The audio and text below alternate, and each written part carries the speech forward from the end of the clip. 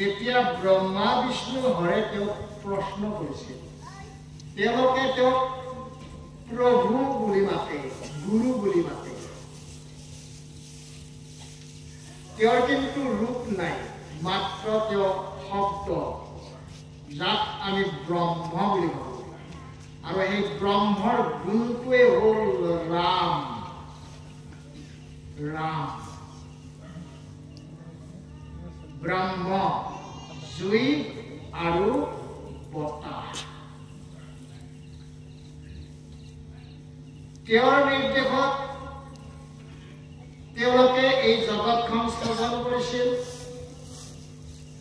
তেওঁলোকক বুজাই দিছিল, ব্ৰহ্মাৰ দ্বাৰাই সৃষ্টি কৰাইছিল, বিষ্ণুৰ দ্বাৰাই ধাৰণ কৰাইছিল আৰু শিৱৰ দ্বাৰাই বিনাশ কৰাইছিল। সত্য ধৰ্মৰ মতবাদত যে এজন মনুষ্য গুৰু সাজি তেওঁ দুটা ৰাস্তা দিয়ে। ব্ৰহ্মাক সৃষ্টিহে দায়িত্ব দিছিল, বিনাশৰ দায়িত্ব দিয়া নাছিল। বিষ্ণুক ধাৰণ কৰা শক্তিটোহে দিছিল, শিৱক বিনাশক শক্তিটোহে দিছিল। দুটা শক্তি দিয়া নাছিল, দিছিল নে? সত্য ধৰ্মৰ গুৰুজনাক কিন্তু তেওঁ দুটা শক্তি প্ৰদান কৰিছে। সেইটো হ'ল মানৱ সেৱা শক্তি আৰু এটা হ'ল দক্ষিণা দিয়াৰ শক্তি। আটাইতকৈ শ্ৰেষ্ঠ শক্তিটো হ'ল দক্ষিণা দিয়া শক্তি, যে গুৰু ভাললৈ ভক্তসকলক কৃষ্ণ তত্ত্ব বা ধৰ্মীয় তত্ত্বৰ বিশ্লেষণ কৰি এজন অজ্ঞানক জ্ঞান প্ৰদান কৰে, অৰ্থাৎ অন্ধকাৰৰ পৰা পোহৰলৈ টানি নিয়ে। আৰু সেই কৰ্মখিনি গুৰুজনাৰ নাম হ'ল দাতা, দক্ষিণা দাতা বুলি কোৱা হয়। এনেকৈ আহি আহি আমি আজি ২৭টা বছৰত ভৰি দিলোহি। আমাৰ যোৱা ১৯ চনৰ পৰা ভৱিষ্যতবাণী ওলাই আহি আছে। ১৯ চনৰ ৩১ ডিচেম্বৰত 10:30টাৰ পৰা 11টাৰ ভিতৰত দৈৱ হৈ ভৱিষ্যতবাণী ওলাইছে। সেই দৈৱটো হয় কোনো ব্ৰহ্মা বিষ্ণু হৰৰ পৰা নহয়, ব্ৰহ্মৰ পৰা। কেনেকে হয়? মই আপোনাসকলে ভগৱত শাস্ত্ৰত পাইছিল, যেতিয়া সৃষ্টিৰ কাৰণে তেওঁ চিন্তা কৰিছিল, তেতিয়া ব্ৰহ্মা বিষ্ণু হৰ তিনিওজনে আলস্য কৰি বহি আছিল। তেতিয়া তেওঁলোকৰ কৰ্ণত গৰম গৰম শব্দ মেঘৰ ধ্বনিৰ দৰে প্ৰতিধ্বনি উঠিছিল। ৩য় স্কন্ধত লিখা আছে। আৰু সেই গৰম গৰম ধ্বনি তিনিওজনকে কৈছিল, শুনা ব্ৰহ্মা, শুনা বিষ্ণু, শুনা মহেশ্বৰ। তোমালোকক এই তিনিওজনকে এই মায়া জগতৰ গুৰুৰ অধিকাৰ, লগতে জন্ম ধাৰণ আৰু মৃত্যুৰ অধিকাৰ প্ৰদান কৰা হ'ল। কোনে কৈছিল? ব্ৰহ্মৰ পৰা এই প্ৰতিধ্বনি উঠিছিল। ঠিক তেনেধৰণেও মোৰ ওচৰত প্ৰতিধ্বনি হয়। আৰু সেই প্ৰতিধ্বনিৰ দ্বাৰাই আজি 10:30 বজাত দৈৱবাণী হ'ল। আৰু সেই যোৱা ১৯ চনৰ পৰা যিখিনি দৈৱবাণী হৈ গ'ল, প্ৰতিটো চিৰসত্য হৈ যাইছে। কিন্তু দুৰ্ভাগ্যবশতঃ মনুষ্যৰ মুক্তিৰ পথ সন্মুখত সহজত নাই। তাৰ কাৰণে কিছু কিছু বাক্য আৰু শব্দ ব্ৰেকেটত ৰাখি থোৱা আছে, প্ৰকাশ কৰিব নিদিয়ে। তেতিয়া তেওঁ কয়, হোৱা নাই, যথা সময়ত তুমি পাৰিবা। আৰু এটা সময় দিছি, সেইটো হ'ল 30 চনৰ 2030 চনৰ 12 ফেব্ৰুৱাৰী দুপৰীয়া 12টা বজাৰ পৰা এইখন মুখেৰে আশে ফুটা দিবৰ কথা। তেতিয়ালৈকে এটা সীমাত ৰাখি থাকিছিল। যি কি নহওক, আপোনাসকলে সত্য ধৰ্মৰ গুৰুৰ ওচৰত, সত্য ধৰ্মৰ ওচৰত মাথা দুৱাই নাম ধৰ্ম গ্ৰহণ কৰিছে, যাক কয় আমি ধৰ্ম লৈছো বা ধৰ্ম পালন কৰিছো। প্ৰশ্নটো হ'ল, ধৰ্ম ক'ত থাকে? এজন ব্যক্তিহে পালন কৰে ধৰ্ম। এতিয়া আমি মহাভাগৱত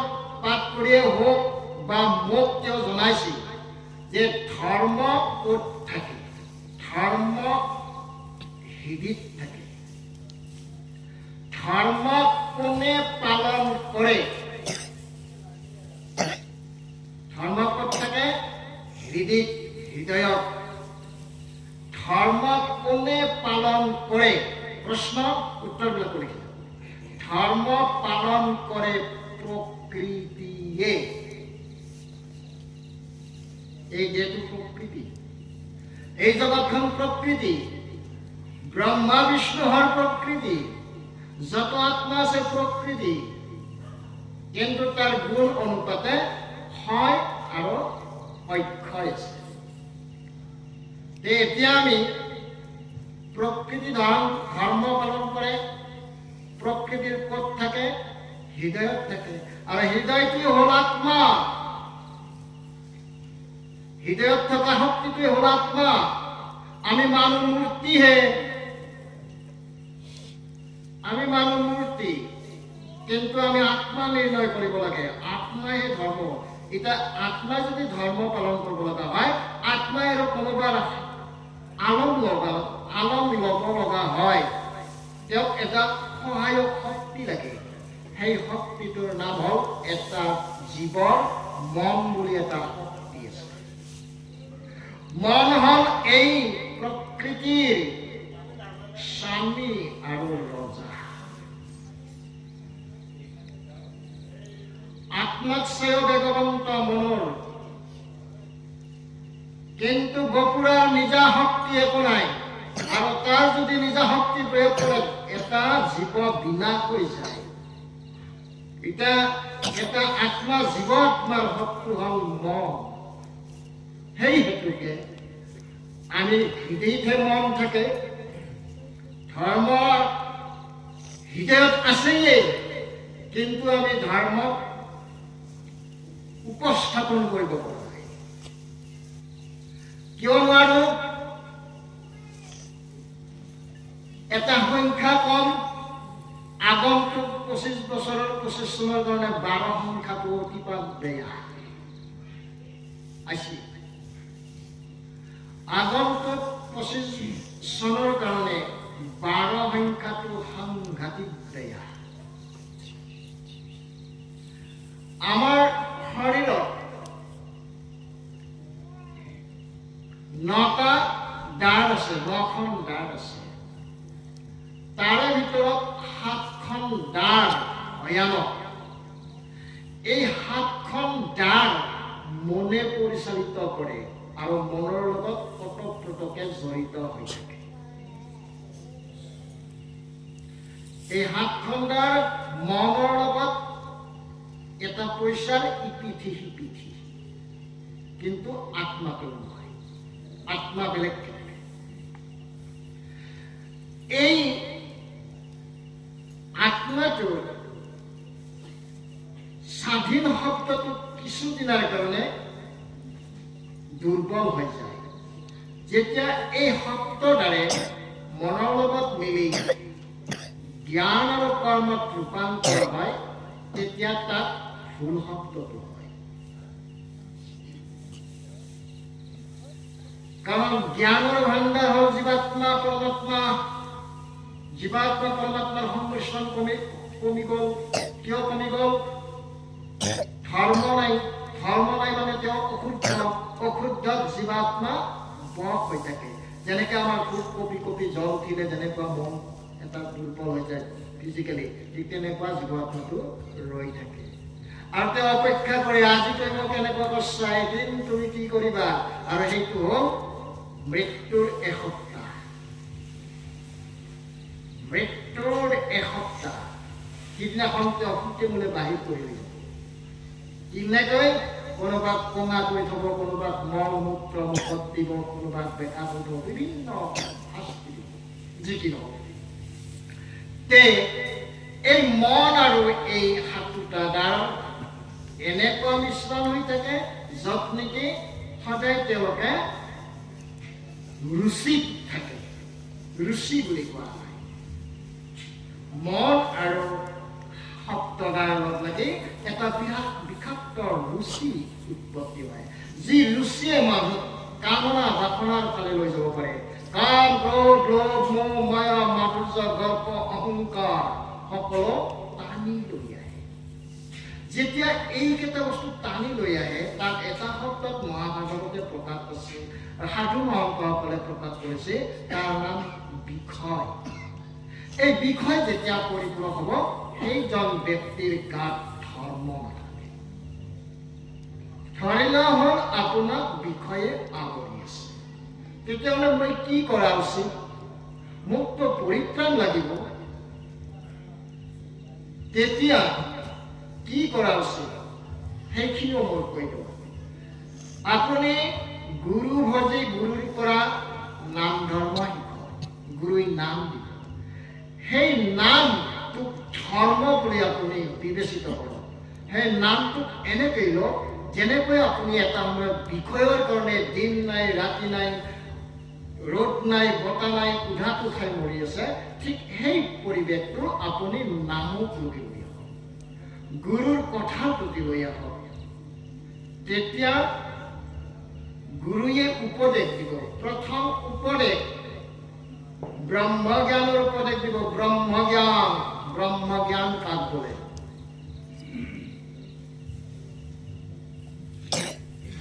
ব্ৰহ্মজ্ঞান অবিহনে ধৰ্ম নাথাকে। সত্যিক জ্ঞান থাকক, অৰ্থৰ জ্ঞান থাকক, সংগৰ জ্ঞান থাকক, বল শক্তিৰ জ্ঞান থাকক, ৰূপৰ জ্ঞান থাকক, তাত ধৰ্ম নাথাকে। ব্ৰহ্ম জ্ঞান অবিহনে ধৰ্ম নাথাকে, আৰু য'ত ধৰ্ম নাই তাত সত্যও নাথাকে, আৰু সত্য য'ত নাথাকে তাত ধৰ্মও নাথাকে। সত্য বা ধৰ্ম আমি দুটাক এটা শব্দত ৰূপান্তৰ কৰোঁ। সত্যই পৰম ধৰ্ম বুলি কৈছে, যিহেতু আমি সেইটো আমি কি চাৰিমুঠি জীৱৰ ভিতৰত আমি মানৱ জীৱ। আমাৰ এটা ৰূপ আছে ব্ৰহ্মৰ, সেইটো হ'ল নৰৰূপে নাৰায়ণ। আমি নাৰায়ণ, প্ৰথম ৰূপ নাৰায়ণ।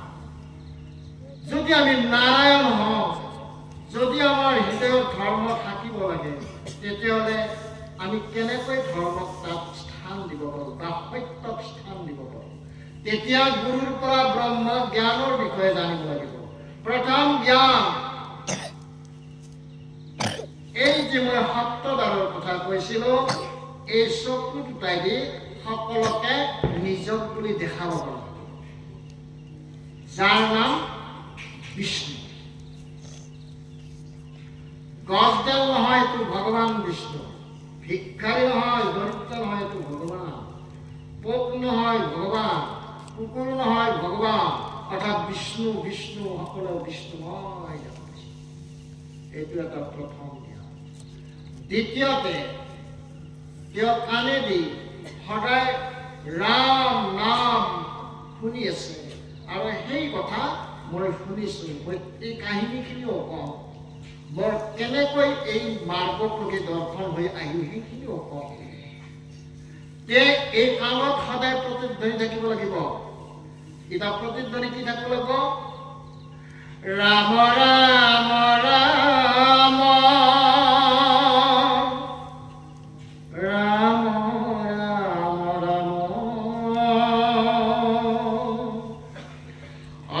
ৰাম নাৰায়ণ হে। আপোনালোক সত্য ধৰ্মৰ ভকত, আপোনালোকৰ কাৰণে সত্য ধৰ্মৰ গুৰুজনাই আপোনালোকক ব্ৰহ্মৰ নাম লিখি দিছে। ব্ৰহ্মৰ যি ব্ৰহ্ম শক্তিয়ে নিমিষতে শেষ কৰি দিব পাৰে, যাৰ নাম জুই আৰু বতাহ। এই কথাখিনি সদায় কৰ্ম প্ৰতিধ্বনি হৈ থকাটো উচিত।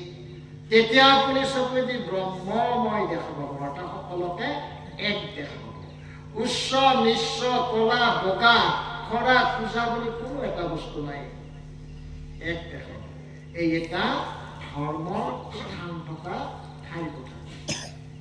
কাণতটো দুটা কলো, মুখত কি থাকিব? হৃদয় পবিত্ৰ হলেহে মুখত বাক্য ঠিক আহিব। আপোনাৰ যদি হৃদয় ঠিক আছে, তেতিয়াহ'লে আপোনাৰ মুখেদি অমৃত ওলাব। আৰু যদি আপোনাৰ হৃদয়ত মন আছে নহয়, এটা মন যদি সপ্তদ্বাৰৰ লগত মিশ্ৰণ হৈ আছে, তেতিয়াহ'লে আপোনাৰ মুখেদি পাপৰ কথা ওলাব, বিষয়ৰ কথা ধৰি লোৱা হ'ল মনটো আপোনাৰ নিৰ্গুণ হৈ আছে জীৱাত্মাৰ লগত মিশ্ৰণ হৈছে দুটা সাধু হৈ উঠিছে সাধু সৰল ধৰি লোৱা হ'ল বুলি কৈছো দেই যে আপুনি ভকত হৈছে এতিয়াতো ৰাম এইটো শুনিলোৱে এতিয়া আমি কণ্ঠটো আমি সদায় ক'ব লাগিব আমি ভকতৰ কথা কৈছো ৰাম কৃষ্ণ ৰাম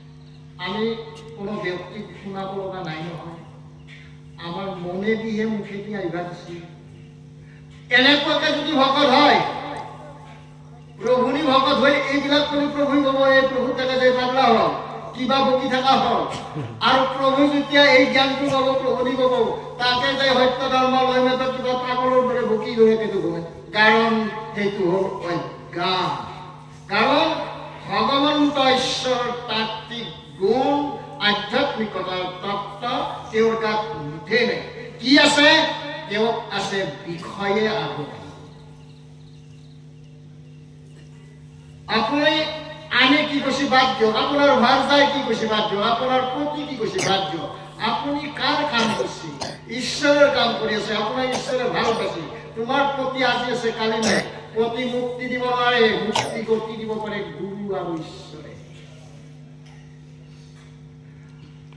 পত্নীয় মুক্তি দিব নোৱাৰে মুক্তি দিব পাৰে ঈশ্বৰ আৰু গুৰুৱে যি গুৰুৱে ঈশ্বৰৰ নাম দি তেওঁ মুক্তি ক'ত বৈকুণ্ঠত যোৱাৰ কাৰণে সেইকাৰণে বৈকুণ্ঠৰ শুৱনি ভকত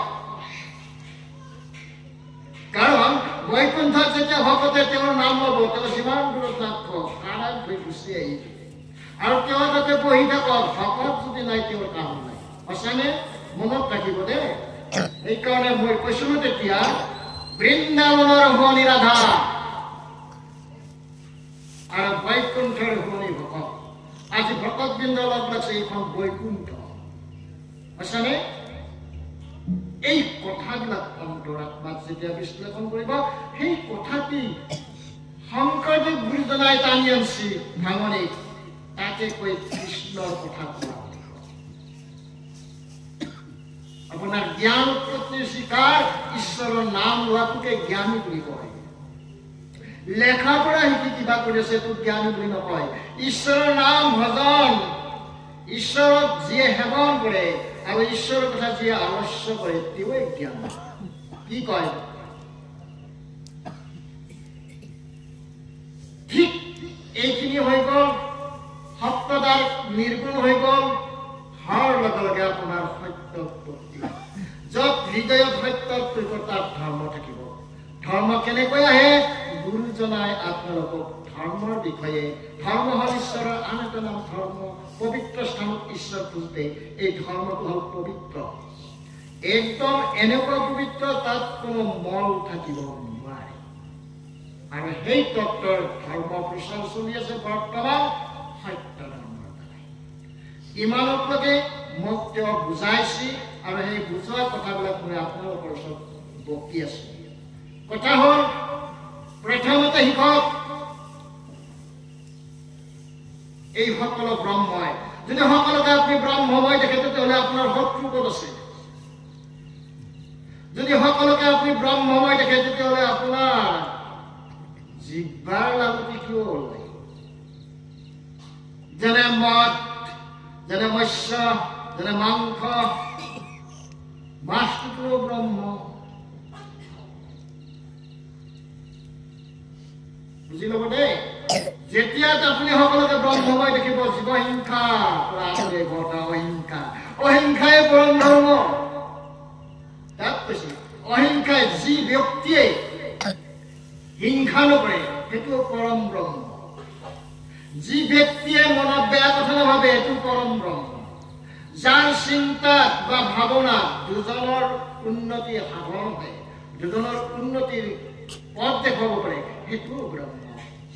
যাৰ মানসিকভাৱে উলট পলট কথা ভাবি তেওঁ নিজেতো যতত কৰে, আনকো যতত পেলায়, এইটোক কৈছে বিষয়, অজ্ঞান বুলি কৈছে।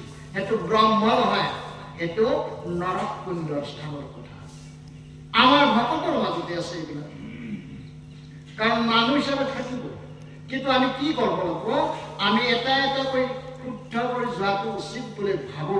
কাৰণ 30 চনত মোক আপোনালোকৰ সমাজৰ ভক্তবৃন্দ সমাজৰ পৰা 12জন সেৱক লাগিব।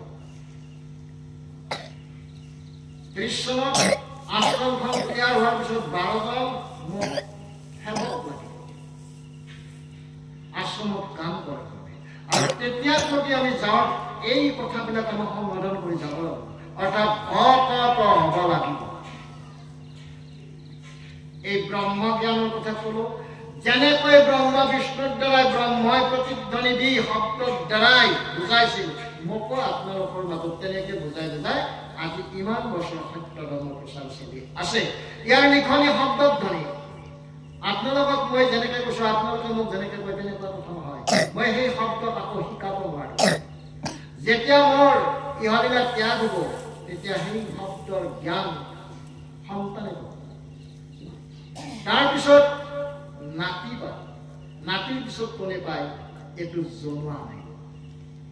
এই 3টা স্তৰ ইয়াত ব্যৱহাৰ। ঠিক মই আপোনালোকক ক'ব বিচাৰো, আজি যোৱা চনটোত যোৱা বুলিয়েই কৰো, 24 চনত কিমানখিনি কি পালো নাজানো, কিন্তু মই এটা কথা বুজি পালো যে প্ৰতি বছৰে প্ৰতিটো চনে আমাক কিবা এটা প্ৰদান কৰিছে। আৰু সেই প্ৰদান কৰা শক্তিটো হ'ল জ্ঞান, শুদ্ধ আৰু অশুদ্ধ। অশুদ্ধ জ্ঞানে কি কাম কৰে আৰু শুদ্ধ জ্ঞানে কি কাম কৰে, এই দুটা বস্তু বিতংকৈ বুজাই দিছে। 24 চন পাৰ হলো, উখল মাখল খানা খাইছো, মদ খাইছো, ভাং খাইছো, কিবা খাইছো, এইবিলাক তত্ত্ব নহয়। 24ত আমাৰ কি ঘাটি থাকিল আৰু 25ত আমি কেনেকৈ তাক পূৰণ কৰিব পাৰো, এইটোৰ নাম হ'ল চেষ্টা। অৰ্থাৎ ভকতে যদি চেষ্টা মাৰ্গৰ বিষয়ে নাজানে, তেতিয়া তেওঁ ভকত হ'ব নোৱাৰে, বৈকুণ্ঠত যাব নোৱাৰে। কাৰণ বৈকুণ্ঠত যোৱাৰ ৰাস্তাটো অতিপাত কাঁইটেৰে ভৰা। বৈকুণ্ঠৰ ৰাস্তাটো অতিপাত কাঁইটেৰে ভৰা। কাঁইটখিনিও পৰিচয় কৰি দিব। সেইখিনি হ'ল প্ৰথমতে নিন্দা খাব লাগে, দ্বিতীয়তে অভাৱত কৰিব লাগিব, সংগৰ পৰাই হওক, পৰিৱেশৰ পৰাই হওক, আনকি ভাৰদায়ো নামতা হ'ব, আনকি পতিও নামতা হ'ব, দুৰ্ব্যৱহাৰৰ অধিকাৰী হ'ব, বিভিন্ন ব্যক্তিয়ে বিভিন্ন কথা ক'ব, ঠাট্টা এইবিলাক কৰিব। এইবিলাক সেই ৰাস্তাটোৰ কাঁইট। এই কাঁইট ভৰিত নিবিন্ধে, হৃদিত পিন্ধে। আৰু সেই কাঁইটে যদি হৃদিত পিন্ধে, আপোনাৰ ধৰ্ম শেষ। এইখিনি লেতেৰা হ'ল, তাত সত্য নাই, ধৰ্ম নাই। আমি বেদ জুৰি এইবিলাক কৰি থাকিবহে আমোক। ঠিক তেনেধৰণে কৈছে কি কৃষ্ণ, ইয়াতে কৃষ্ণ শব্দটো মহাভাগৱতে মূৰ্তি নাই। যাৰ মূৰ্তি নাই তাৰ নাম জ্ঞান।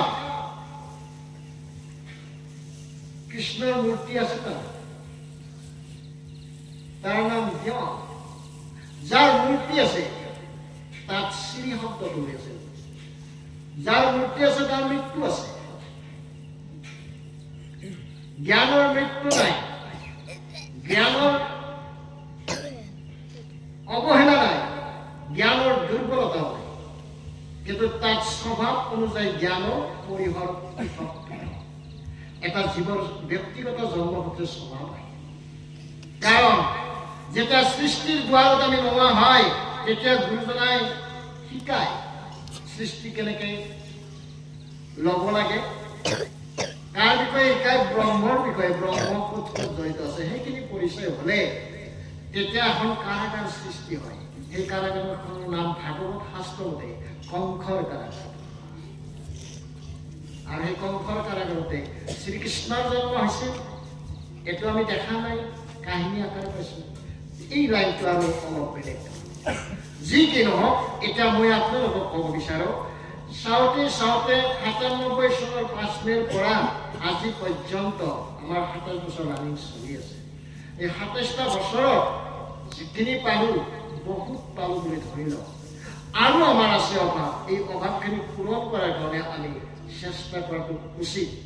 আমি ক'ত পাম?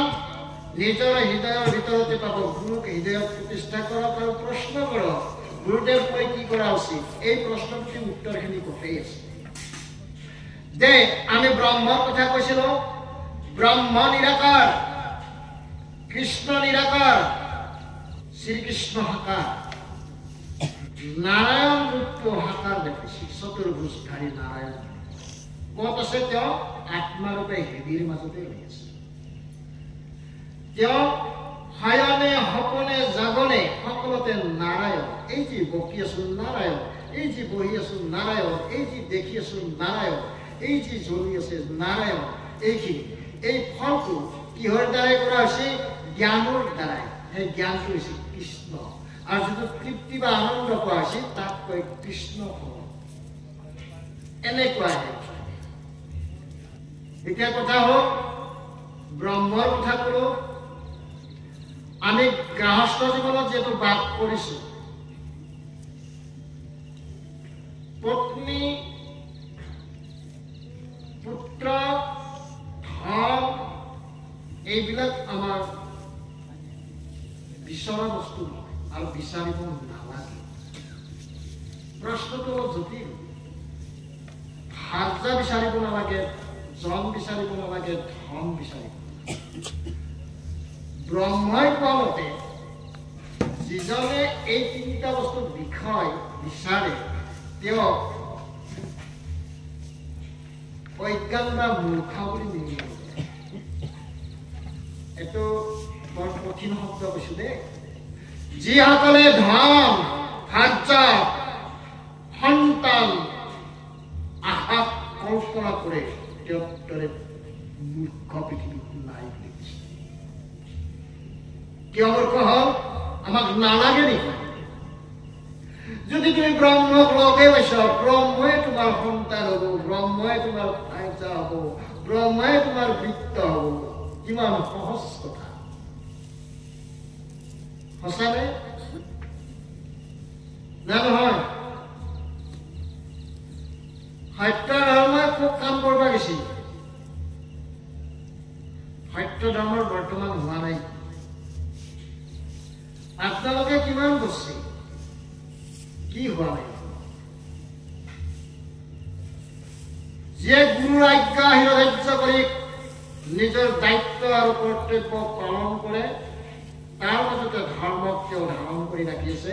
কাৰ হোৱা নাই? যদি আপুনি ধৰ্ম আৰু ভক্তি ঠিকমতে ৰাখিছে, আপোনাৰ যিকোনো কাম সফল। মই উদাহৰণ এটা দিওঁ। যোৱা সপ্তাহ এজন মাইকীয়ে আহি মোক এটা অবান্তৰ প্ৰশ্ন কৰিছে। তেওঁৰ এটা ৭ বছৰীয়া সন্তানো আছে। তেওঁৰ প্ৰশ্নটো হ'ল, মই এজন দ্বিতীয় পুৰুষৰ লগত বিবাহ হ'ব বিচাৰো। মই তেতিয়া সুধিলো, সেই যি পুৰুষজন আছে তেওঁ বিবাহিতা নে? তেওঁৰ ৪জন সন্তান আৰু তেওঁৰ ভাৰ্যা আছে। উফ ৰাম! যোৱা সপ্তাহৰ কাহিনী। মই ক'লো, আইজনী এইটোতো বৰ অসম্ভৱ কথা, আৰু এইটো মোৰ দ্বাৰাই একো মোৰ খুবেই লাজ লাগছে। এনেকে কথাখিনি কৈ থাকোঁতে তেওঁ দেখা দিছিল, তুমি চিন্তা নকৰিবা, তেওঁ মোৰ সাংঘাতিক সেৱিকা। তুমি গুৰু হিচাপে তেওঁক বৰদান দিয়া, তেওঁৰ কামটো সফল। হে বাবা, এইটোতো মহা বিপদ হ'ব। কাৰণ লৌকিকভাৱে যদি চোৱা যায়, এইটোতো মাৰাত্মক অপৰাধ হ'ব। বাস্তৱ কথা কৈ আছো। তেওঁক বাধ্য কৰাইছিল কৰি দিয়াৰ। কৰি দিছিল। তেওঁক কৈছো ২৪ ঘণ্টাতে যাওঁ। ২৪ ঘণ্টা নাহিলে ৰেজিষ্টাৰে হৈ গ'ল। ভক্তিত ঈশ্বৰক যদি আপুনি ঠিকমতে বুজি ল'ব পাৰিছে, ধৰি ল'ব পাৰিছে, তেতিয়াহ'লে যিকোনো কামে কৰি দিব। কিন্তু মই মানুহ হিচাপে আমি কম সকলে বেয়া বুলি, কিন্তু ভাল হৈছে, কাৰণ তেওঁৰ 7 বিঘা মাটি আছে, এতিয়া তেওঁ খেতি কৰিব তাতে, তেওঁৰ পৰিয়ালখন ভালকৈ চলাব পৰা নাছিলে, এতিয়া তেওঁ চলাব পাৰিব। লগতে এওঁ নিসংগ হৈ আছিল, এওঁ সংগ পালা, কামটো বেয়া না, ভাল কাম কৰিছিল, কাৰণ তেওঁ লোকনিন্দাৰ পৰা বঞ্চিত হ'ল, তেওঁৰ ধনখিনিক লৈ খাব পৰা হৈ আছিল, মৰি গ'ল, লগতে এইখন পৰিয়ালত উঠি আহিল। এতিয়া তেওঁলোকক পৰিচালনা কৰিছে, শিক্ষা দীক্ষাত তেওঁলোকে আগবাঢ়িছে, ঈশ্বৰৰ বিচাৰ ভকতক কেনেকৈ সহায় কৰে। মই মানুহ হিচাপে যথেষ্ট অশান্তি পাইছো, মোক আৰু কোনোবাই বুজাইছে, তুমি ঠিকে আছে, তুমি মনুষ্য হিচাপে লৌকিক সমাজৰ কথাটো কৈছা, কিন্তু ভিতৰখন চোৱা কি ঘটনা।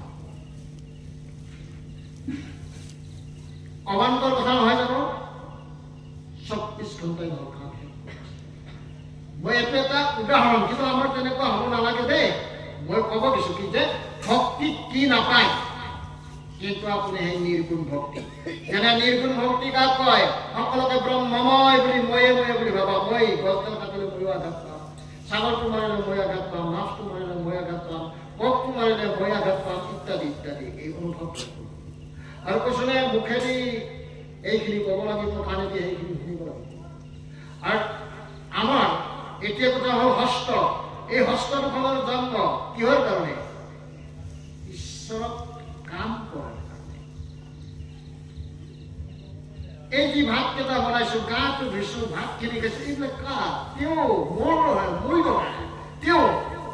এই যি ভৰি দুখনেদি খোজকাঢ়ি আছো, তেওঁ খোজকাঢ়ি। এই যদি তেওঁ খোজকাঢ়ি আমাৰ ভৰিখন ক'ত নিব লাগে? য'ত বিতৰ্ক, হাই দল, কাজিয়া, উদ্ভণ্ডাল, তাক নিনিব ভৰিখন। য'ত সতৰ্ক, অৰ্থাৎ ঈশ্বৰৰ নাম য'ত সমালোচনা কৰিছে, তাকে ভৰি দুখন দিয়ক। এইটো হ'ল সত্য, ইয়াক কয় ব্ৰহ্ম জ্ঞান। তাত কাজিয়া আছে, বাদ দিয়ক, মৰি যাওক, তেওঁলোকক কাজিয়া কৰাৰ অধিকাৰটো কোনে দিছিল? তাতে 10 জনৰ কাজিয়া আছে, তাতে 2 জনে ঈশ্বৰৰ কথা কৈছে, সেই 2 জনৰ তাকে যাব। আপোনাৰ সত্যৰ প্ৰতি হ'ল নাইবা ব্ৰহ্ম জ্ঞান ঠিকে আছে। যদি এইখিনি বাদ দি তাকে যোৱা হয়, তেতিয়াহ'লে আপুনি ব্ৰহ্মৰ পৰা বঞ্চিত হ'ব। এইটো হ'ব লাগে। তাত সত্য থাকিব বা ধৰ্ম থাকিব। যদি ধৰ্মই কথা কয়, সেইকাৰণে ধৰ্মটো প্ৰকৃতি, ধৰ্মত কথা কয়। এজন সন্তানক মাতৃয়ে যেনেকৈ ব্যৱহাৰ কৰে, ধৰ্মই এজন ভকতক তেনেকৈ ব্যৱহাৰ কৰে। মনত কৰক আপোনাসকলে, এটা সন্তানৰ কাৰণে আপোনালোকে কিমান ত্যাগ কৰে, হয় সঁচা? মাতৃসকলৰ প্ৰশ্ন। ঠিক তেনেকে আপুনি যদি ধৰ্মত আশ্ৰয় লয়, ধৰ্মই আপোনাক পুত্ৰ বা কন্যা হিচাপে তেওঁ আঁকোৱালি লয়। সেই আঁকোৱালি যদি ল'ব লগা হয়, আপুনি ব্ৰহ্ম জ্ঞান লাগিব। যেনে এইটো কামৰে কল্পটো বেছি নহয়, তেওঁ কিবা অভিশাপত এই অভিযুক্ত আছিল, প্ৰভু আপোনাৰ কি কাৰণত এই দশা হ'ল, আমি এনেকৈ ভাবো। ঠিক ব্ৰহ্মময় বুলি কয়, জগতখন তেওঁকে দেখাব পাৰিব, এইটো ব্ৰহ্ম জ্ঞান। তেতিয়া আপোনাৰ সত্য থাকিব, সত্য য'ত থাকিব ধৰ্ম থাকিব, ধৰ্ম য'ত থাকিব আপোনাৰতো সন্তানৰ দৰে তেওঁ লালন পালন কৰিব। ধৰ্মৰ কি নাই? পত্নী পুত্ৰ বিত্ত সকলো ধৰ্মৰ হাতত। সঁচা? ভাৰ্যা স্বামী পুত্ৰ ধন, এইবিলাক ধন।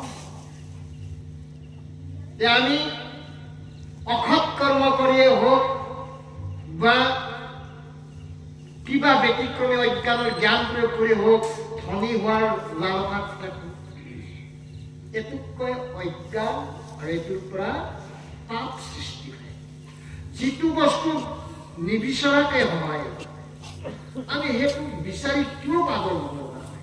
বিচাৰিব লাগে, ত্যাগ কৰিব লাগে, বিদেশত যাব লাগে জ্ঞানৰ কাৰণে। জ্ঞানৰ কাৰণে শিক্ষা কৰা, পাপ নাই। জ্ঞানৰ কাৰণে তুমি পৰিশ্ৰম কৰা, পাপ নাই। জ্ঞানৰ কাৰণে তুমি কল্পনা আশা কৰা, জ্ঞানৰ কাৰণে তুমি অনিদ্ৰাত থাকা, জ্ঞানৰ কাৰণে তুমি অনাহাৰে থাকা, জ্ঞানৰ কাৰণে তুমি সকলো সহ্য ধৈৰ্য কৰা সকলো পাবা আৰু অজ্ঞানৰ কাৰণে যিমানে কষ্ট নকৰক লাষ্টত কয় তেওঁ জিকি হাৰি যায় ধৰ্মৰ যুদ্ধই কিহৰ লগত বয়সৰ লগত যিটো বয়সৰ স্তৰ বয়স অনুপাতে তাৰ কৰ্ম আছে সেই কৰ্মখিনি পালন কৰাটোৱেই ধৰ্ম কিন্তু তাৰ আগত 5 বছৰ বয়সতে গুৰুৰ পৰা ধৰ্ম জ্ঞান আৰু গুণাম ল'ব লাগে তেতিয়াহে ধৰ্ম তাত পৰিপূৰক হয় আজি আপোনাসকলে ধৰ্ম লৈছে ভাল কথা আপোনালোকক পৰিপূৰক কৰাৰ ক্ষেত্ৰত মই খুব কষ্ট পাইছোঁ এজন শুদ্ধ ভকত বনোৱাৰ কাৰণে মই কষ্ট পাইছোঁ মই স্বীকাৰ কৰিছোঁ এটা প্ৰশ্ন কৰক আমি আগবাঢ়িব পৰা নাই বাছি কিন্তু কথাতে কয় মামৰ লগা দা জানো যিমান ভৰিলেও চাফা হ'ব মামৰ লগা দা জানো ভৰিলে চাফা হ'ব অলপ হ'লেও ফুটি লাগি থাকিব না ভুল কৰোঁ কাৰণ 5 বছৰ বয়সত যদি এই গুৰু নাম ল'লোহেঁতেন তেতিয়াহ'লে মামৰে ধৰিব নোৱাৰিলেহেঁতেন বস্তুটো তাকে কৈছোঁ তেতিয়া বুজি পেলাক ধৰ্ম দেহ বস্তু জ্ঞান মই গছবোৰক মনেদি হেঁপাহ কৈছোঁ তুমি দেখা পাব মই কুকুৰটোক মনেদি ভক্তি কৈছোঁ কাই দেখা পাব বাবু কোনোবাই দেখা নেদেখাটোক আমি লাজ কৰাতছে দেখাটোক আমি লাজ কৰি লৈছোঁ ভয় কৰি লৈছোঁ মনে মনে ঈশ্বৰৰ কথা কওঁতে কাৰ শুনা পাব আমি কিয় লাজ কৰিব লাগে বাটে বাটে যাওঁতে না কি কয়হে যে আমি য'ত ভয় কৰিব লাগে তাত নকৰোঁ য'ত ভয় কৰিব লাগে তাত কৰি আছোঁ এই মহাভাগৱতে সেইকাৰণে ইয়াত আছে কি ভাগৱত অৰ্থাৎ ভা মানে হ'ল কীৰ্তি গ মানে হ'ল জ্ঞান ৱ মংগল দন্ত বিস্তাৰ যিয়ে ব্ৰহ্মৰ লগত জড়িত হ'ব তেওঁই ভাগৱত আমি প্ৰত্যেকেই একো প্ৰথম ভাগৱত যদি ভাগৱত জ্ঞান কৰোঁ ব্ৰহ্ম জ্ঞান কৰোঁ আমাৰ আহৰণ আছে তাৰ গাত ধৰ্ম আছে যাৰ ধৰ্ম আছে এই প্ৰথমতে অহিংসা নীতি আছে তাৰ চকুদি কাকো শত্ৰু বুলি নাভাবে জীৱাৰ লালতি অধুক নাহে জীৱাৰ লালতি যেতিয়া বেছিকৈ আহিব তেতিয়া লোভ নাই চকু ফল লগে এইটো ভগৱান বিষ্ণু কেনেকৈ ৰূপ ধাৰণ কৰিছে বৃক্ষৰ ওপৰত আমি প্ৰশ্ন কৰোঁ এই জ্ঞানৰ প্ৰতি যেতিয়া আপুনি আগবাঢ়ি যাব নোৱাৰে তেতিয়া আপুনি ব্ৰহ্মজ্ঞান নহ'ব ব্ৰহ্মজ্ঞান নহ'লে আপুনি ভকত হ'ব ৰাম কৃষ্ণ হৰি কৰি থাকিলে ভকত নহয় কাৰণ মোৰ প্ৰশ্ন ব্ৰহ্মৰ ওচৰত প্ৰভু আমাৰ যেতিয়া এটা জীৱৰ হানি হয় পৰমাত্মাক প্ৰতি যোৱাতে আত্মাৰ স্থানমুখে যোৱাতে আত্মাটো কিয় বাটত ৰৈ থাকে তেতিয়া তেওঁ এটা মিচিকিয়া আহি মাৰি গৈছে বাছা শুন মোৰ যি কৰ্ম কৰিব লাগে সেই কৰ্মৰ পৰা বঞ্চিত আছে বঞ্চিত থাকি অলাগতিয়াল কৰ্ম কৰি এই আত্মাক মুক্তি বা প্ৰাচিত্য দিব পৰা নাই ইয়াৰ কাৰণে আমাৰ কৰ্তাসকলৰ দোষ আছে মৃতকৰ ক্ষেত্ৰত কৈছে যে এতিয়াতো প্ৰতিপাত আত্মাই আত্মা মানুহটো মৰি গৈছে তেওঁ পেণ্ডিং হৈছে ফাঁচি আছে কাৰণ তেওঁ মুক্তি কৰে কিন্তু আমি নাম ধৰ্ম কৈছোঁ ভাগৱত কৈছোঁ কি কৰা নাই জ্ঞান কিবা প্ৰতি কৈছোঁ নহ'ব ব্ৰহ্ম জ্ঞানৰ লগত যেতিয়া আপুনি আস্থা আনিব নোৱাৰে ব্ৰহ্ম জ্ঞানৰ মাজত যেতিয়া আপুনি প্ৰৱেশ কৰিব নোৱাৰে দান দক্ষিণা হোম পাঠ নাম কেতিয়াও ফল নিদিয়ে নাপায় এনেকে আমি এটা উদাহৰণ দিব পাৰোঁ অন্নখিনি নিসিজালে আমি অন্ন খাম কৰোঁ অন্নখিনি সিজাবই লাগিব সেইকাৰণে আমি এদিন যাব লাগিব কিবা কাই যাব আত্মাটো যাব তেওঁক আমি নিয়াৰ কাৰণে আমি এই ৰূপ ধাৰণ কৰিছোঁ কি কৰিব লাগিব আমি ব্ৰহ্মজ্ঞানৰ লগত প্ৰৱেশ কৰোঁ যিসকল ব্যক্তিয়ে ব্ৰহ্মজ্ঞান লাভ কৰে তেওঁলোকৰ এটা বস্তু মুঠেই নাই সেইটো হ'ল লোভ নাই মায়া থাকে আত্মাৰ কোনো ব্যক্তিৰ ওপৰত মায়া নাথাকে ক্ৰোধ থাকে ব্যক্তিটোক নিৰ্গুণ কৰাৰ ক্ষেত্ৰত, খংটো থাকে, কিন্তু তেওঁৰ ক্ৰোধে এজন ব্যক্তি পবিত্ৰ হ'ব পাৰে। এনে ক্ৰোধটোৱে হাইদৰ কাজিয়া কেতিয়াও নকৰে। এনেকুৱা আমি কওঁ তাৰ দৰে দৰিদ্ৰ আৰু ভিক্ষাৰী কেউ নাই। মই মোৰ ফালৰ পৰা আমাৰ ধৰ্মৰ কথাই কওঁ। কোনো বাহিৰৰ পৰা যিসকল ভগৱত প্ৰেমী ৰাইজ প্ৰভুসকল আছে তেওঁলোকক মই কোৱা নাই, মোৰ ভক্তসকলৰ ক্ষেত্ৰত কৈছোঁ। তেখেতসকলে শুনি কেতিয়াও অশান্তি পাব নালাগে। দৰিদ্ৰ আৰু ভিক্ষাৰী কাক কৰে? আমাৰ ভক্তসকল ধৰি লৈছো দেই, যথেষ্ট ভিক্ষাৰী আৰু দৰিদ্ৰ। দৰিদ্ৰ আৰু ভিক্ষাৰীৰ চেতনা ঠিক নাথাকে। দৰিদ্ৰ আৰু ভিক্ষাৰীৰ কেতিয়াও চেতনা ঠিক নাথাকে, কেতিয়াও শব্দদাৰ ঠিক নাথাকে, কেতিয়াও মন ঠিক নাথাকে। এইটো মই কোনো আমাৰ সত্য ধৰ্মৰ ভক্তবৃন্দক বাদ দিম। বাকী যিখিনি ভক্তি জগত ভগৱত প্ৰেমী ৰাইজ আছে তেখেতসকলক উদ্দেশ্যে কোৱা নাই দেই। তেখেতসকলে শুনি হয়তো ভাবিব পাৰে যে তেখেতে ধৰ্মগুৰু হৈ ভকতবৃন্দক এনেকে কৈছিল। এইটো মোৰ ব্যক্তিগত ভক্তসকলকহে কৈছো দেই। সঁচালে প্ৰভুনি আমাৰ ভক্তবৃন্দক ভিক্ষাৰী আৰু দৰিদ্ৰ বুলি ক'ব পাৰি। কাৰণ আপোনাৰ প্ৰথমতে আমি ভিক্ষাৰী আৰু দৰিদ্ৰ হৈ গলো, যুক্তি আছে। আপোনাসকলে মোৰ সদায় দৰ্শনত থাকে। যিয়ে গুৰু ভাজি গুৰুৰ নাম যত্ন কৰে হৃদয়ত, মই আপোনালোকক দিছিলো এটা সময় প্ৰত্যেকৰ গুণা তুলসীৰ গুণা। কেইজন ভকতে হৰণ নামটো জপ কৰে। যে গুৰু ভাজি হৰণ নাম দিনটো 3 বাৰ যত্ন কৰে, তেওঁ ভিক্ষাৰী আৰু দৰিদ্ৰ বুলি মহাভাগৱতে কৈছি। শ্ৰীকৃষ্ণই অৰ্জুনক কৈ দিছিল।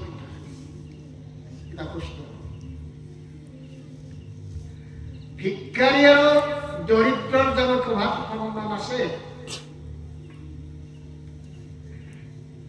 আছে? মই কোৱা নাই, উৰ্ধৱ সংবাদত কৈ দিছিল, মোকো কৈছিল। গুৰু ভজি গুৰু নাম যদি তেওঁ অন্তৰ নকয়, বাহিৰা কথাই কৈ থাকে, বাহিৰা চিন্তাতে থাকে, সেইটো ভিক্ষাৰী আৰু দৰিদ্ৰ। ভিক্ষাৰী আৰু দৰিদ্ৰৰ প্ৰভাৱ সন্মান পায় নেকি? এটা খানা খাব গ'লে ভিক্ষাৰী পইচা পাই এই বহা সৌখা, দৰিদ্ৰবিলাক সৌখা জুতি লাগে থাকে। দৰিদ্ৰৰ হাতে জুতি দেই। এতিয়া আমাৰ মাজত মই বিশ্লেষণ কৰিছো, আমি তেনেকুৱা হৈ আছো না নাই? কিয় এইখিনি হৈ আছে? এই যে মই প্ৰথমৰ পৰা যিখিনি আপোনালোকৰ মাজত থাকি বকি আছো, বকিহে আছো, আপোনালোকে শুনিহে আছে, কাৰ্যকৰী কম আছে। এইখিনি দোষ নহয়, মই আপোনালোকক পাই বুজাইহে দিছো, যাতে 25 চনত এইটো নহয়। আৰু 25 চনত ইয়াত চাই বাঢ়ি যাতে 30 চনত আমি তেওঁৰ ওচৰত আশ্ৰয় ল'ব পাৰোঁ। কাৰণ 12জন মুক্ত হ'ব। এতিয়া এই ভকতবৃন্দৰ ভিতৰত যদি মই 12জন পাওঁ, মই বৰ আনন্দ পাওঁ। যদি অজ্ঞাতে কোনোবা জোতাধাৰী তেনেকে আহি চাং লৈ মইতো খেদিব নোৱাৰিম, তেতিয়া কিন্তু মোৰ অন্তৰত দুখ থাকিব। কাৰণ দোল চেৰাই চিকাবে, মাগুৰ খাব খাবে। গতি লৈছে। এতিয়া আমি মোক প্ৰশ্ন কৰে, মই এটা কথা ইয়াতে কোৱা কথা কৈছো, মোৰ ধন জনটো নাই, মোৰ চাকৰি বাকৰি ল'ৰা ছোৱালীক কোনো বিয়া দিনটো নাই। মই ক'ব লাগিব, কাৰণ মোক এটা মানৱ সেৱা বুলি বিদ্যা দিছিল। তাৰ নায়কটো তেওঁৰ আন এটা নাম ধনন্তৰী। ধনন্তৰী যি কয় সেই চিকিৎসা, এইটোৰ নাম ধনন্তৰী। কোনো ঔষধ নাই, তেওঁক বেদ বাক্য ব্ৰহ্ম বাক্য প্ৰয়োগ কৰি দিলে বেমাৰটো ভাল হৈ যায়। এইটো ব্যক্তিটোৰ নাম ধনন্তৰী। ধনন্তৰীৰ এই মুখখন মাত্ৰ তেওঁ কেতিয়াও ভাৰজাক দুটামান কথা নকয়, কাৰণ ভাৰজাক কৈয়ে ধনন্তৰী জিকা কৰিছে।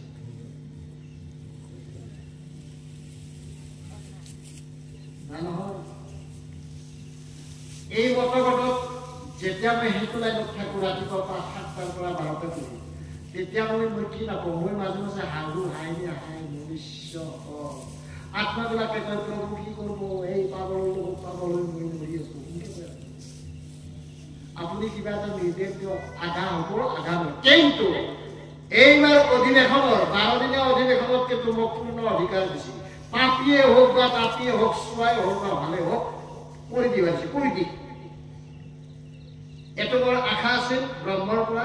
ব্ৰহ্মই মোক কিবা অৰ্ডাৰ দিব, ভাষণ দিম মই মঞ্চত, যথেষ্ট ব্ৰহ্মৰ পৰা অহা শব্দবিলাক মই অনুবাদ কৰি গৈ থাকিম। এইবাৰ সমাধি কৰি দিব। পাপিয়ে হওক, কিন্তু তাৰ কাৰণে মোক দান কৰিব।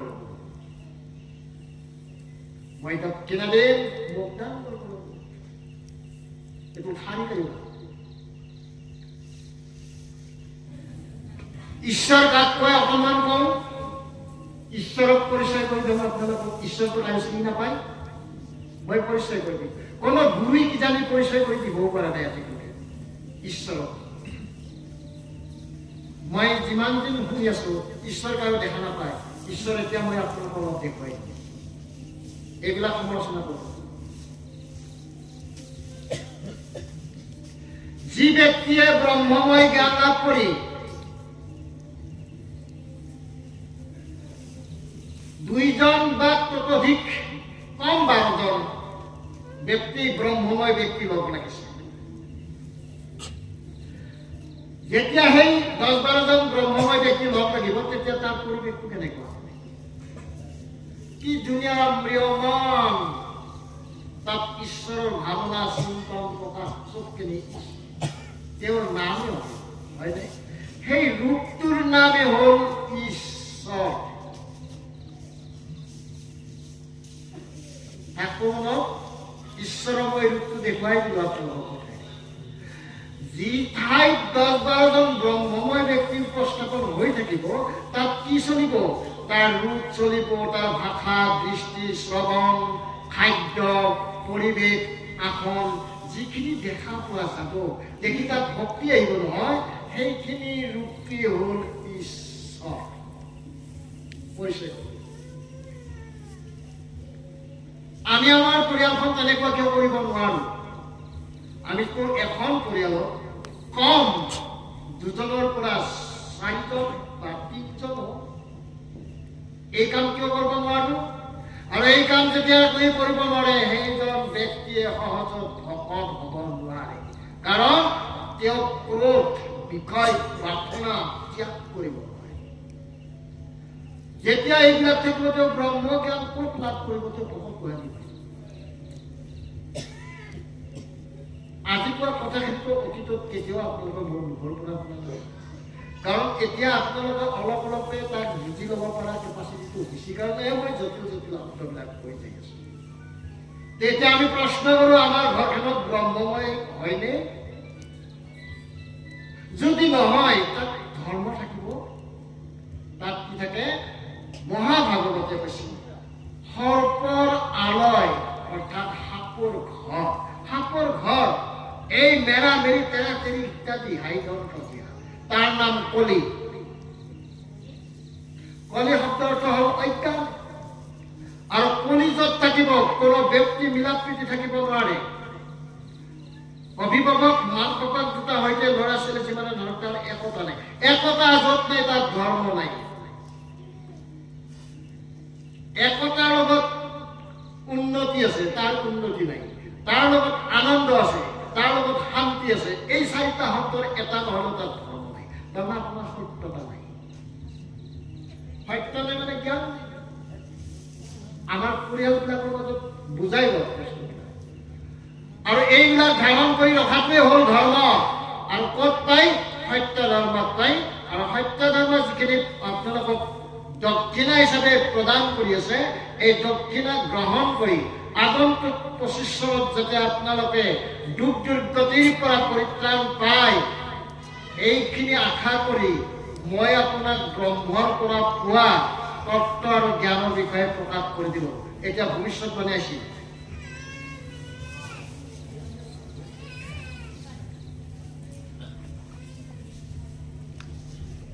তেতিয়াতো কোৱা হ'ল পৃথিৱীৰ তাণ্ডৱ লীলা চলিব, প্ৰকৃতি ৰুষ্ট হ'ব। এইটো বেয়া। কি কাৰণত? শনি থাকিব। লিখি লওক, শনি পৃথিৱীত শনিৰ কোপ 25 চনত পৃথিৱীত শনিৰ কোপ বুলি কোৱাৰ লগে লগে যত জীৱ আছে আদি কৰি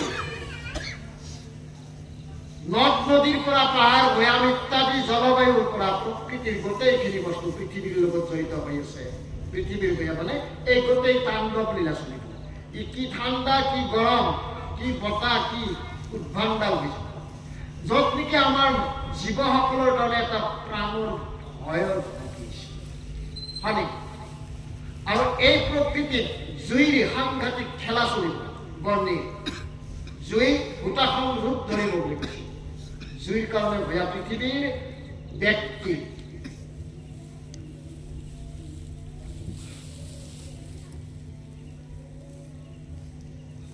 পৃথিৱীত বাস কৰা মানুহৰ একোখন ৰাজ্য আছে বা দেশ আছে নহয়, ভিতৰে ভিতৰে কাকো কোনো কায়ো ভাল নাপাব, চব ভুল ফুটব, একতা নহ'ব বুলি কৈছে।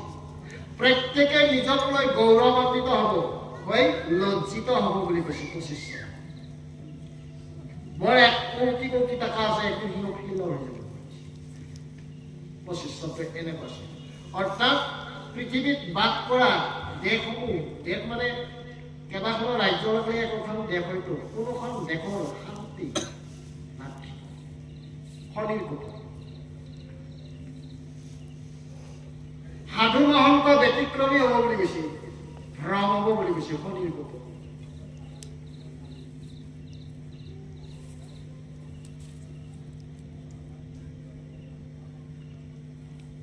শনিৰ পৰা আকস্মিক দুৰ্ঘটনা যথেষ্ট, আনকি প্ৰাণঘাতীয় হ'ব পাৰে। ঠিকাতে এইখিনি পৃথিৱীৰ মাজত আৰু দেশ বুলি বস্তু আছে। দেশক লৈ পৃথিৱীতে আৰু প্ৰাকৃতিক বুলি কয় নহয়, প্ৰকৃতিৰ ৰ'দ, বতাহ, বৰষুণ, শিলাবৃষ্টি, ধুমুহা, খৰ ইত্যাদি এইবিলাক প্ৰতিপাত থাকিব। যে আমি ক'ব নোৱাৰো মৰুভূমিত য'ত নেকি কৈছিল মৰুভূমিতো বানপানী হৈছে, ক'ত কি হয় ঠিক নাই গৈছে। এইটো একদম সাংঘাতিক বেয়া বুলি কৈছে। মই প্ৰশ্ন কৰিছিলো, প্ৰভু এইবিলাক কিয় বেয়া হয়? সময়ে বেছি বুলি কৈছে। সময় বেয়া, সময় বেয়া পৰিৱেশে মানৱ জাতিৰ যিহেতু ভাল বেয়াটো বিচাৰ কৰে, হাত দ দি মাতি আছে। বেয়াই হাত দ দি মাতি আছে, ভালে হাত দ দি মতা নাই, বেয়াই মাতি আছে। এতিয়া আসি ৰাশিসকল, শনিটো সকলৰ ব্যক্তিৰে গাত থাকিব বুলি কৈছে। ৰাশিৰ লগত কথা নাই। কিছুমান অক্ষৰৰ লগত তুলনা কৰিলে শনিৰ পৰা বহুত মংগলদায়ক হ'ব আৰু জন্ম বাৰৰ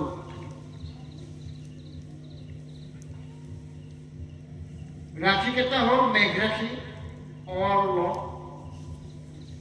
মিথুন অ আৰু দ্বিতীয় চ, কৰ্কট মধিনা দ আৰু হ,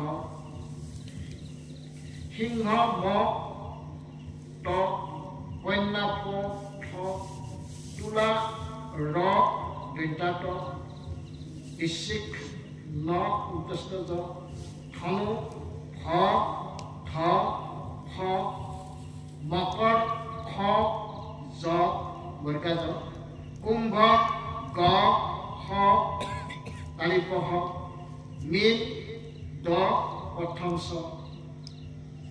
এই অক্ষৰৰ লগত জন্ম বাৰ মাহৰ কথা আছে। ধৰি লোৱা মেঘ ৰাশিত অ বা লটো বেছি, বুজাই দিছো। অ আখৰটোৰ জনম বাৰ যদি বৃহস্পতিবাৰ হয়, তেওঁ দুখৰ পৰা যিমানেই দুখ দুৰ্গতি নহওক তেওঁ বাচি যাব পাৰে।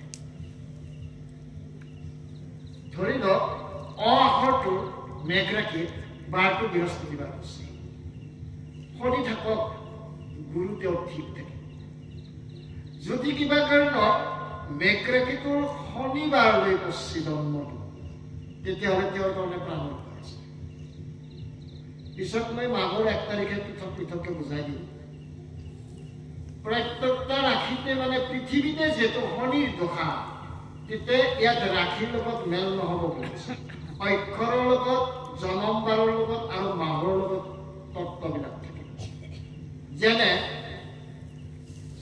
আগন্তুক শাওণৰ মাহ ভয়াৱহ 25 চনৰ যিটো শাওণ 7 সংখ্যাত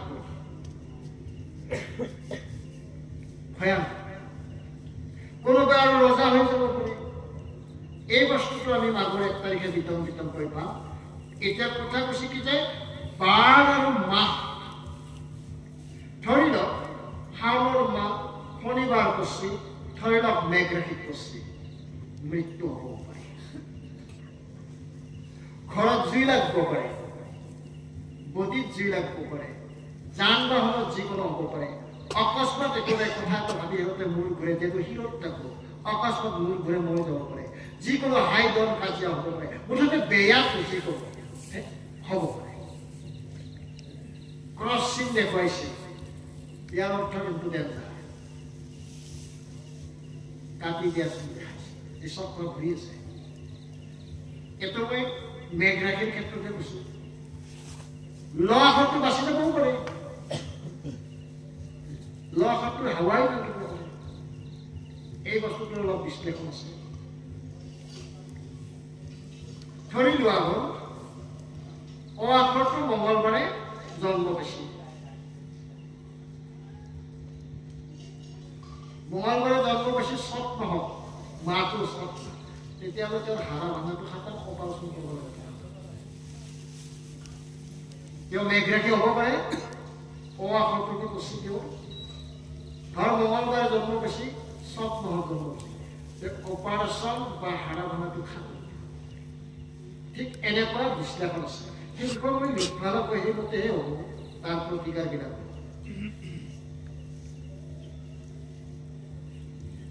বেছিকৈ ভাজা আৰু পতিৰ মাৰ হাইদন কাজিয়া মুখেদি নহ'লেও মনেদি কিবা এটা বিৰক্তি পোৱা যাব কথাৰ মিল নোহোৱা বুলি কয় সুৰ তাল লয় নোহোৱা বুলি যি কয় শনিৰ দৃষ্টিৰ পৰা কোনো ৰস ভংগ ৰখাল এই কথাখিনি বুজি পাইছে নহয় ইয়াৰ প্ৰতিকাৰ হিচাপে মই শুনা গৈছিল তেওঁ কৈছে যে প্ৰতিকাৰ প্ৰথমতে বকাইছে আপোনালোকে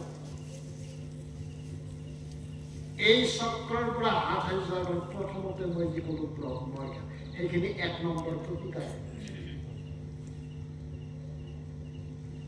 ধৰি লওক আপুনি ব্ৰহ্মময় কাৰো প্ৰতি হিংসা নিন্দা স্বাৰ্থ ভেদাভেদ একো নাই আপুনি চকু দি সকলোকে বিষ্ণুময় দেখা পাইছে ভগৱান বুলি মানি গৈছে তৎসত্ত্বেও কাণেদি আপুনি অলপ ঈশ্বৰৰ কথা শুনাৰ চেষ্টা কৰক মুখেদি আপুনি মনেদি আকৌ দিছো ৰাম ৰাম ৰাম ৰাম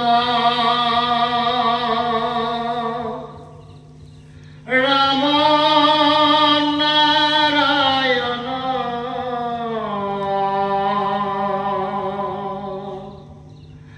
হৰি ৰাম হৰি ৰাম ৰাম ৰাম ৰাম এইখিনি ক'ব পাৰে একো ক'ব পাৰে সত্যদেৱ সত্যদেৱ সত্যদেৱ প্ৰাণ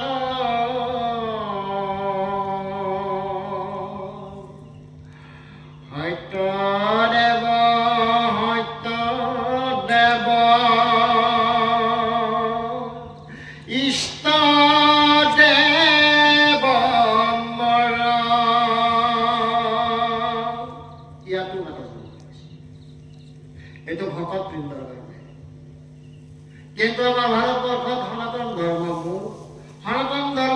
এটা ৰূপ তেওঁ পৃথিৱীত নমাইছে যাৰ নাম সত্য ধৰ্ম অৰ্থাৎ ইয়াৰে আন এটা নাম হ'ল সনাতন ধৰ্ম সনাতন ধৰ্মই শক্তি পূজা কৰে সনাতন ধৰ্মই জীৱ হিংসা নকৰে সনাতন ধৰ্মই চাৰি বেদক মানি লয় সনাতন ধৰ্মই সকলোকে সমান দেখে সনাতন ধৰ্ম অহিংসা মূল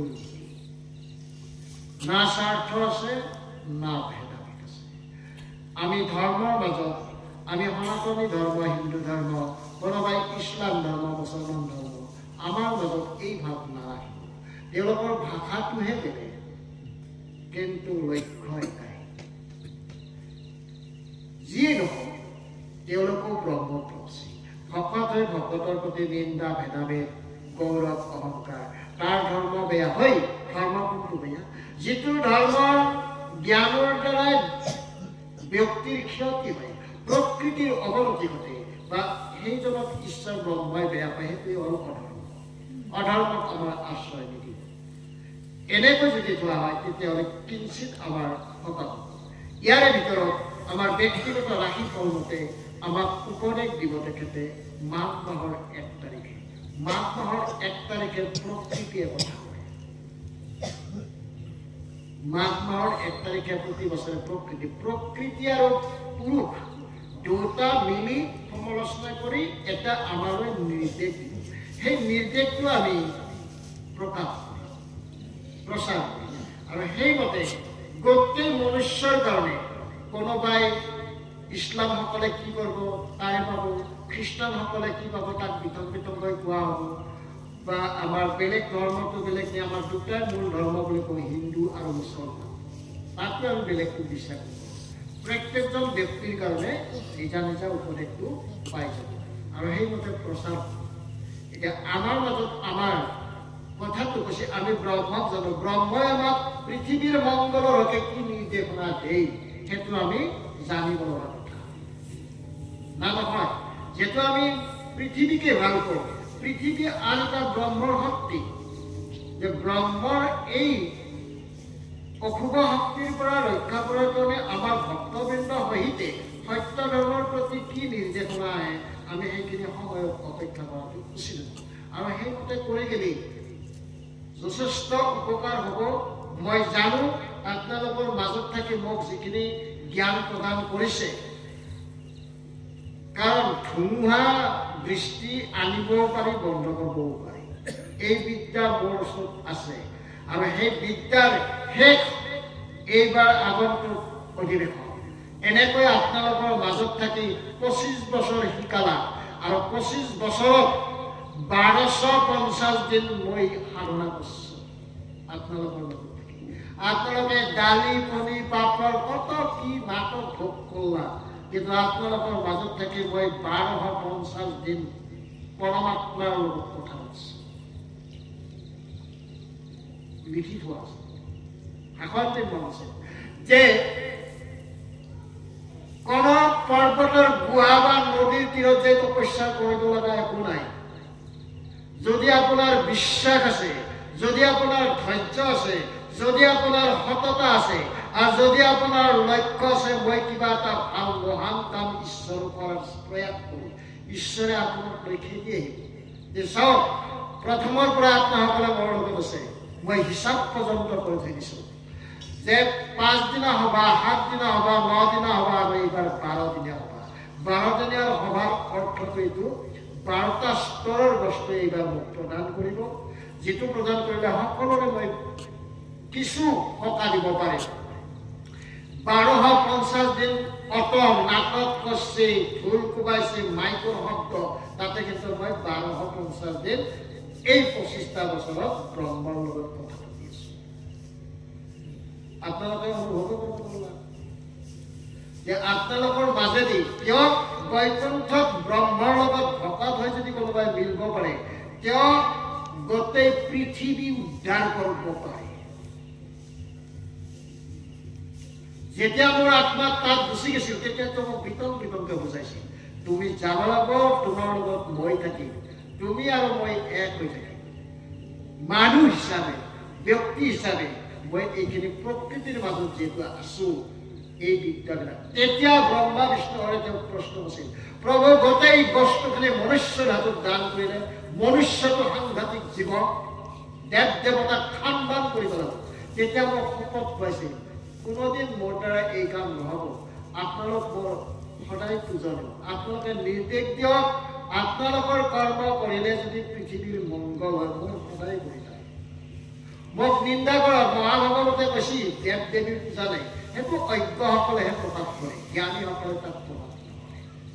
কাৰণ সেই শ্লোকটো লেখা আছে ধৰ্মৰ ক্ষেত্ৰতে, যিয়ে দেৱ দেৱীক পূজা কৰে আমাৰ শৰীৰত আছে এই দেৱ দেৱী, নিগম শাস্ত্ৰৰ কথা, এইবিলাক আগমৰ। যেতিয়া মই শপতনামা আছে, সত্য ধৰ্মৰ মাজেদি আশ্ৰমপতি দেৱ দেৱতা হওক ভক্তবৃন্দ পূজা, যাৰ নাম সনাতন সত্য, তাকে কয় ব্ৰহ্মৰ ধৰ্ম। ইমানটা বছৰ কৰিলো, আজি মই আপোনালোকক ধৰা দিম যে আপোনালোকৰ মাজেদি মই ইমানখিনি ব্ৰত পালি আহি আজি এইবাৰ যিটো আমাৰ অধিকাৰ আহি আছে মোৰ ক্ষেত্ৰত, এইটো সাংঘাতিক অধিকাৰ, যিটো বিচাৰিলেও নাপায়, সেইটো দান কৰিব। আৰু সেই দানৰ পৰা আপোনালোকৰ পৃথিৱীৰ যিকোনো, মই কাকো দেখিব নালাগে, শুনি হ'ব, আৰু মইতো জানোৱে ক'ত কি হ'ব। কাৰণ কাৰ্গিলৰ যুদ্ধত যুদ্ধৰ বিদ্যা শিকিছে। যেতিয়া কাৰ্গিলৰ যুদ্ধ আছিল তেতিয়া বিদ্যা, যুদ্ধৰ কেনেকে যুদ্ধত বিদেশক ঘাটিব লাগে সেই টেকনিকটো মোক শিকাই দিছে।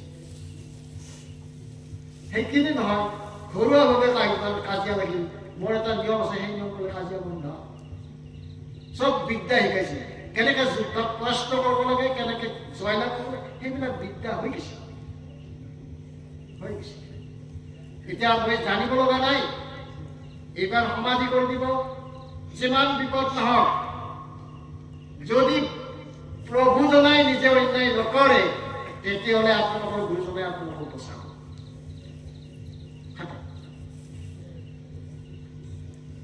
মই সেইটো নটি ক'ব পাৰো, যদি তেওঁ কয়, যেনেকে মই এটা কাহিনী কৰো, মোৰ মনে নিবিচাৰে, কিন্তু তেওঁ বিচাৰিছে, তুমি কৰি দিয়া। কি কৰিব লগা আছে, কিছুমান কৰ্মটোতো মুখে মোৰ দ্বাৰাহে কৰবে, ঠিক তেনেকে কৰিছে। সেই ক্ষেত্ৰত মোৰ মনোবল আছে, মাত্ৰ ব্ৰহ্মময় হোৱাটো উচিত। আৰু ব্ৰহ্মময় হোৱাৰ কাৰণে চন্দনৰ ফটা, ৰুদ্ৰাক্ষৰ মালা, তুলসীৰ মালা, কাণত পুষ্প, বগা কাপোৰ পিন্ধিব লগা একো নাই। জ্ঞান যিকোনো ৰূপান্তৰেদি পাব পাৰি মানুহক। এইটো এটা পৰিৱেশ, এইটো এটা কৰ্মৰ পৰিৱেশ। কিন্তু সেই ব্ৰহ্মজ্ঞানৰ কাৰণে মই বগা কাপোৰ, চন্দন, তুলসীৰ মালা ইত্যাদি লোৱাৰ কোনো প্ৰয়োজন নাই, কিন্তু জ্ঞান মাৰ্গৰ বস্তু। সেই হেতুকে জ্ঞান মাৰ্গৰ ক্ষেত্ৰত বেছি আস্থা কৰক, চেষ্টা কৰক। মুঠৰ ওপৰত আকৌ এটা দ্ৰব্য হৈ আহিছে, হে বাচাহত তোমালোকে স্থিৰ হোৱা, মোৰ এই সৃষ্টিৰ যিখিনি সম্পদ তোমালোকৰ হাতত দান কৰা হৈছে, ক্ষয় ক্ষতি নোহোৱাকৈ তোমালোকে সুন্দৰকৈ ৰাখা। যিমানেই বিপদ নহওক কিয়, মই যেনেকৈ কম তেনেকৈ তোমালোকে কৰি যোৱা, সকলোৰে মংগল হ'ব, তাতে ভক্তি উৎপত্তি হ'ব, মানৱ জন্মৰ সাৰ্থক হ'ব বুলি জানি গৈছে। আৰু প্ৰচাৰ কৰি দিব গৈছে, দেশ বিদেশ বুলি কোনো কথা নাই। যাৰ যি ব্ৰত, সেই ব্ৰতেদি, খ্ৰীষ্টানৰ ব্ৰতেদি, ইছলামৰ ব্ৰতেদি, যিকোনো ব্ৰতেদি প্ৰচাৰ কৰি দিব গৈছে। আৰু প্ৰচাৰ তেওঁই কৰিব, আমি মাত্ৰ ক'বহে লাগে। এই শনিৰ কুদৃষ্টিটো 24 জানুৱাৰীৰ পৰাই বসছে মানৱৰ মাজত, কিন্তু সিমান কাৰ্যকলাপ দেখুওৱা নাছিল। কিছু কিছু ক্ষেত্ৰত কিন্তু দেখুৱাইছে। এইবাৰ কিন্তু ভালকৈ দেখুৱাব যে জ্ঞানী লজ্জিত হ'ব, মই মস্ত জ্ঞানী, মোৰ কৰ্ম আৰু ধ্যান চৰ্চাৰ মাজেদি মই নিজকে পৰাজিত হ'ব। এইটোৰ কাম হ'ব শনিৰ কাম। হাতেদি মল্লযুদ্ধ নহলেও জ্ঞানৰ তৰ্ক বিতৰ্কদি মাৰাত্মক মল্লযুদ্ধ হ'ব। কোনোবা মহামূৰ্খই সুনাম হৈ বহি থাকিব, কোনোবা পণ্ডিতে মূৰ্খ হৈ বহি থাকিব। এই নাটকখন হ'ব বুলি কৈছে। যাৰ আপোনালোকৰ ভৱিষ্যতবাণী শুনি কেনে লাগিল মোৰ কিন্তু খুব বেয়া লাগছে এটা কাৰণতে মই ভগৱন্ত ব্ৰহ্ম ঈশ্বৰসকলৰ ওচৰত প্ৰাৰ্থনা কৰোঁ আমাৰ মানুহখিনিক শনি ধৰক যাতে তেওঁ সুদৃষ্টি দি চায় তেওঁ সুদৃষ্টি চাই যাতে মোক অকণমান সহায় কৰিব এইখিনি আশা কিন্তু পৃথিৱীত শনি থাকক তাতো ক'ব লগা নাই পৃথিৱীৰ দুৰ্যোগ নহওক আটাইতকৈ ডাঙৰ দুৰ্যোগ হৈছে প্ৰাকৃতিক দুৰ্যোগ জুই পাতিৰ খেল আইমাতৃসকলে সাৱধান ৰাখোঁ আপোনাসকলে যিহেতু জুইৰ লগতে খেলা কৰি থাকে জুইৰ পৰা খুবেই সাৱধান ৰাখোঁ যি বেছি ভৱিষ্যতবাণীখিনি শনি পৃথিৱীত মানে আৰু আপোনাৰ মৰাৰ মেল নাই এই কোনোবা এটা সাধা গৰু যাওঁতে আঠখালৈ খোঁচা মাৰি দিব পাৰে নিজৰ পোহনে কুকুৰটো জম হ'ব পাৰে এইটো শনি আপুনি গাখন চাচি আছে ভাবাই নাই সহকে লাগি যাব পাৰে এইটো শনি আকস্মিক যিবিলাক দুৰ্ঘটনা তাৰ ভিতৰত মৃত্যুৰ হাৰ বাঢ়ে আৰু যুদ্ধ বিগ্ৰহ এইবিলাকতো হ'বই বাকীখিনি মাঘ মাহৰ 1 তাৰিখে ধুনীয়াকৈ বিতংকে বুজি দিয়া হ'ব সেইদিনাখন প্ৰতিকাৰ দিব আৰু সেইমতে গুচি যাব কিন্তু মই আপোনালোকৰ মাজত এটা বস্তু বেছি গুৰুত্ব দিম যিটো ব্ৰহ্মৰ জ্ঞানৰ কথা কওঁ এই ব্ৰহ্মৰ জ্ঞানটো বেছিকৈ আহৰণ কৰক তেতিয়া আপোনাৰ ব্ৰহ্মই সকাহ দিব আৰু এটা কথা কৈছে তেখেতে যিবিলাকে ধৰ্মকে আটা পাৰি থাকে নিজস্ব পাৰ্টি গঠন কৰিছে দল সংগঠন গঠন কৰিছে সেইবিলাক ধূলিসাৎ কৰি দিব কৈছে এইটো বৰ সুন্দৰ কথা অৰ্থাৎ 40মান চনত আনুমানিক এটা হৈছে সকলো এক 40 মোৰ ভৱিষ্যতবাণী কৰিছে পৃথিৱীয়ে স্বীকাৰ কৰিব বুলি কৈছে সত্য ধৰ্মী ঘটনা ভৱিষ্যতবাণী লিখিত পৃথিৱীয়ে মানে পৃথিৱীত বাস কৰা মানুহে স্বীকাৰ ভৱিষ্যতবাণী এইটো